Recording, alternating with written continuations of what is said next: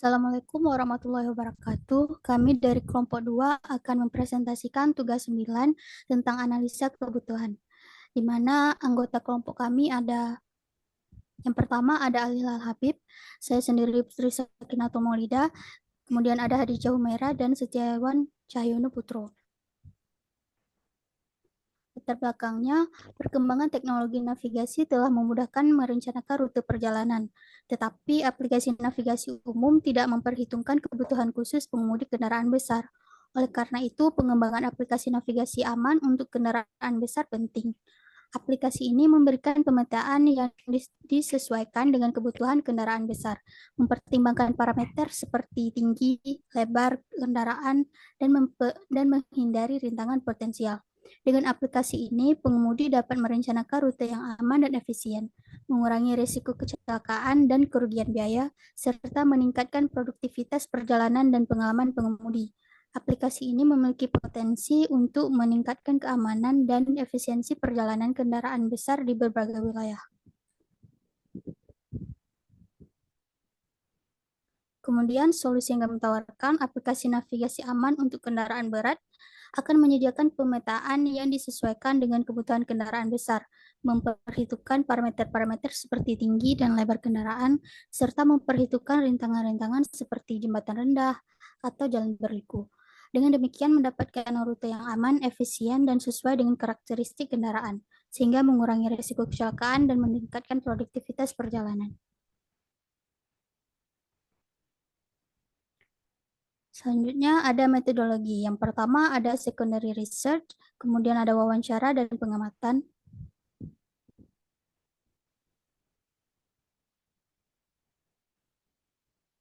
Secondary research ada literatur review dan juga ada competitive audit. Kemudian selanjutnya ada primary research, di mana protokol wawancara yang pertama memperkenalkan diri, kemudian kami menjelaskan tujuan, kemudian meminta kesediaan, kemudian bertanya kepada narasumber. Selanjutnya primary research ada dua kelompok user. Yang pertama ada kelompok user supir dan yang kedua ada kelompok user pengelola kendaraan berat. Kelompok user pertama ada supir bus, di mana yang diuji adalah Bapak Agus Nadi dengan pekerjaan sebagai pramudi bus Kota Raja yang kami dapatkan di asrama Unsyah, dan cara agar mau kami meminta kesediaan untuk menjadi narasumbernya. Yang kedua ada user supir truk, di mana yang diuji adalah Bapak Bobi Setiawan dengan pekerjaan sebagai pemudi truk sampah yang kami dapatkan di tempat pembuangan sampah sementara.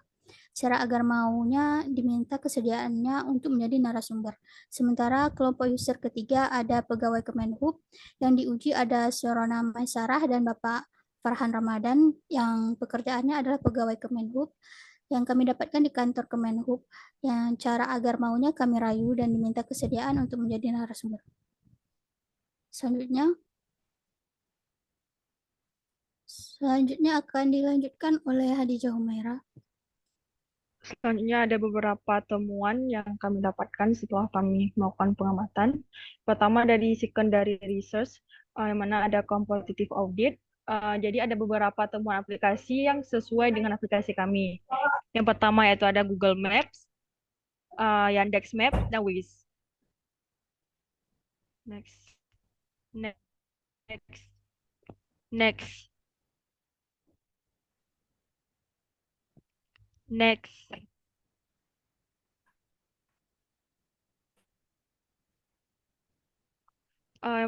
Google Maps, Google sebelumnya.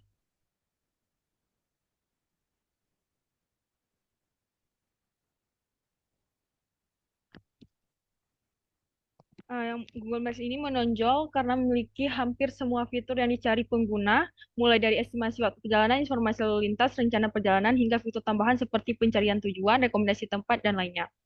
Next.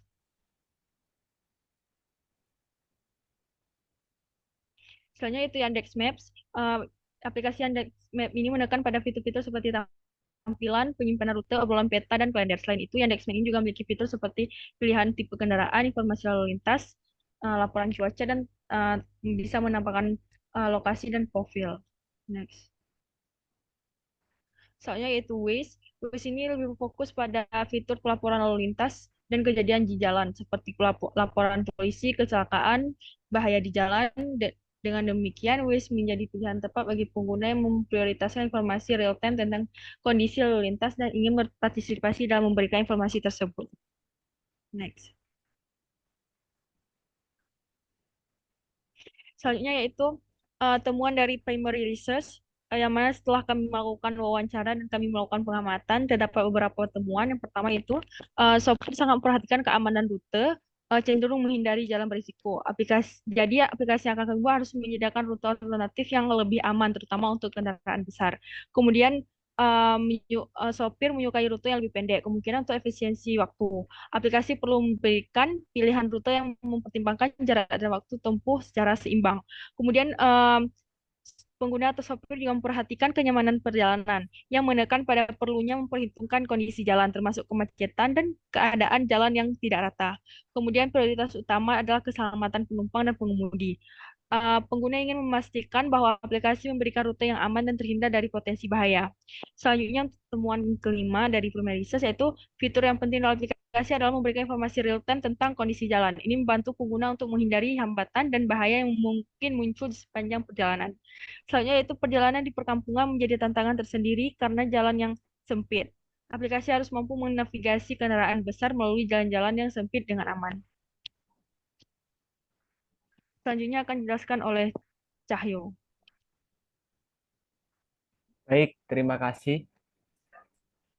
Saya akan masuk ke dalam BBC, di mana kami memiliki dua kelompok user, di mana kelompok user pertama ini memiliki customer jobs, yaitu di mana customer job itu terdiri dari mencari jalan yang aman,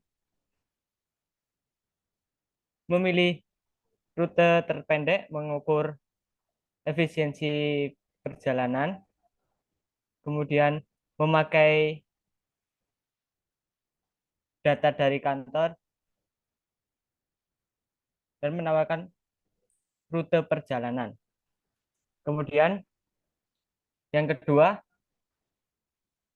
bagian pain, di mana pain ini termasuk masalah dari customer, yaitu yang pertama, jalan utama sering macet-macet, kemudian menyangkut nyawa, banyak hambatan di jalanan, dan jalur yang jalan dengan kondisi jalan yang kurang baik. Kemudian gainnya ini yaitu keinginan dari kebutuhan pengguna, di mana yang pertama melewati jalan tol, pengawasan lebih terhadap kegiatan, lebih tahu keadaan jalan dan rute-rutenya, dan kenyamanan penumpang lebih diutamakan. Kemudian gain creator, di mana ini untuk meningkatkan daya pancing kepada pengguna, di mana yang pertama itu memudahkan driver untuk menemukan jalan yang terdekat, jalan terdekat. Yang kedua, aplikasi akan menampilkan rintangan yang ada pada jarak 1 km, kemudian menyediakan fitur keamanan lebih terhadap kenyamanan penumpang, dan yang terakhir menyediakan fitur rating terhadap driver. Kemudian ada pen reliever, ini adalah solusi dari pain yang atau masalah yang ditimbulkan di customer segment, di mana yang pertama memberikan informasi lokasi, menyediakan semua mengenai kerusakan, kemudian menyediakan fitur informasi pembaruan secara real time.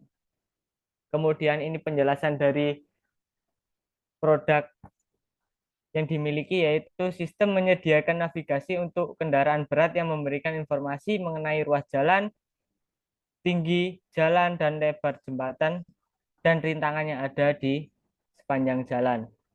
Kemudian yang kelompok user kedua, next.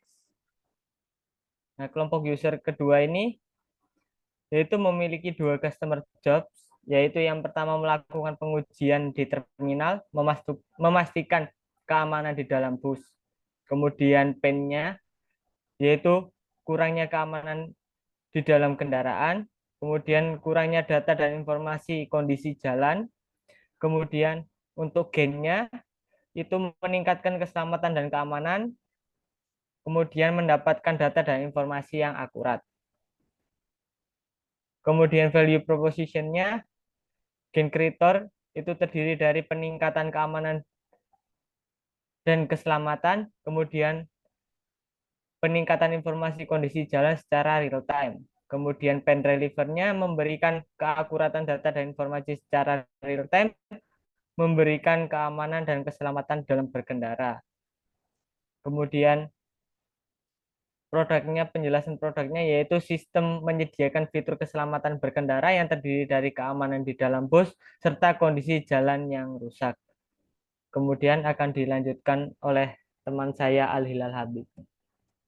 Baik, terima kasih atas kesempatannya. Di sini saya akan menjelaskan mengenai bisnis model Canvas atau BMC, yang mana sebelumnya sudah dijelaskan bahwa kami memiliki dua kelompok user. Di sini kelompok user pertama ada sopir, yang dimana pada kolom customer segments itu adalah sopir bus dan sopir truk. Kemudian pada BMC sebelah kanan ini terdapat customer segments, channel, customer relationship, dan value proposition. Lalu yang selanjutnya customer relationship ini adalah relasi antar customer dengan pemberi solusi, yang dimana yang pertama itu memudahkan driver untuk menemukan jalan tol terdekat, kemudian memudahkan driver dalam mengecek status kerusakan kendaraan, lalu memudahkan driver dalam mencari informasi lokasi dan rintangan di setiap rute secara real time. Lalu terakhir memudahkan driver untuk mengetahui keadaan jalan-jalan dan rute-rutenya. Kemudian ada channel, yang dimana channel ini nantinya akan aplikasi akan disambungkan melalui channel tersebut, yang dimana kami memiliki dua channel yaitu App Store dan Play Store. Kemudian selanjutnya ada value proposition, yang dimana ini value proposition ini berasal dari gain creators sebelumnya pada VPC dan pen relievers. Kemudian yang kami dapatkan tersebut ada 7. Yang pertama, aplikasi akan menampilkan rintangan yang ada pada jarak 1 km. Kemudian sistem memudahkan driver untuk menemukan jalan tol terdekat. Lalu menyediakan fitur keamanan lebih terhadap kenyamanan penumpang. Menyediakan fitur rating terhadap driver. Memberikan informasi lokasi. Menyediakan sensor mengenai kerusakan. Dan menyediakan fitur informasi pembaruan secara real time. Kemudian di sebelah kiri, BMC sebelah kiri ada key partners, key partner, key activity, dan key resource. Yang dimana key partners dari sopir ini adalah Kemenhub. Lalu key activity-nya itu untuk sopir ini dia mencari informasi mengenai keadaan jalan dan rute, kemudian mencari rute alternatif atau jalan tol terdekat, lalu mengecek status keamanan kendaraan maupun penumpangnya.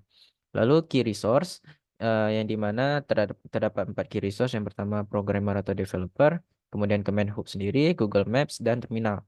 Di bawah ini ada dua, yang pertama cost structure dan revenue streams, yang dimana cost structure-nya itu ada 3, yaitu pengembangan aplikasi, kemudian biaya operasional, dan biaya pemasaran. Dan penghasilannya itu dari penjualan aplikasi dan kemitraan dan iklan. Selanjutnya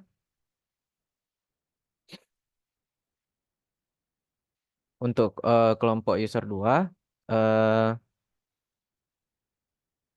itu customer segmennya adalah anggota Kemenhub. Dan customer relationship-nya itu dia memudahkan anggota untuk mendapatkan data dan informasi yang akurat. Kemudian memudahkan anggota Kemenhub untuk memberikan pelayanan keamanan dan keselamatan dalam berkendara. Lalu memudahkan anggota dalam mengatur kendaraan berat. Lalu pada channelnya juga ada dua, yang pertama App Store dan Play Store. Di proposition ini ada dua. Yang pertama memberikan keamanan dan keselamatan dalam berkendara, kemudian memberikan keakuratan data dan informasi secara real time. Dan key partners sendiri dari user ini yaitu Satlantas dan Dirlantas.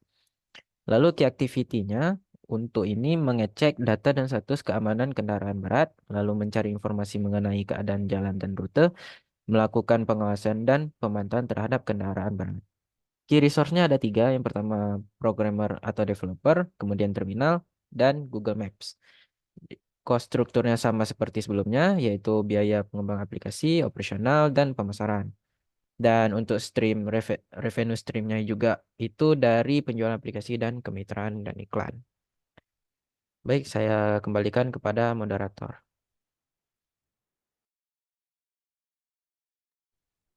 Baiklah, sekian presentasi dari kelompok kami. Wassalamualaikum warahmatullahi wabarakatuh.